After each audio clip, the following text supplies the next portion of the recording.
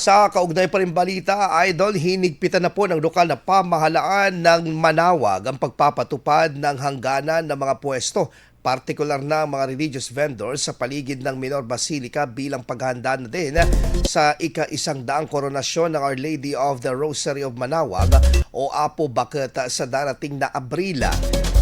Noong itong buwan ng Enero, pininturahan po yung gilid po ng mga sidewalk sa bahagi ng Gate 5 upang magsilbing palatandaan sa mga vendors kung saan lamang sila maaaring pumwesto o ang itinakdang selling areas. Ayon sa tanggapan, pansamantala lamang ang kasalukuyang selling area habang inaayos sa magiging permanenteng lokasyon ng mga religious vendors bilang bahagi ng development projects ng pamahalaang panlalawigan kasabay ang pagbubukas ng mga bagong kalsada at daanan sa nasabing bayan.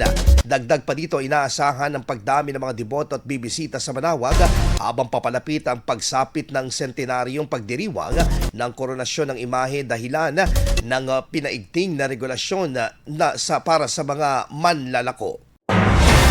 IFM News. IFM News. IFM News.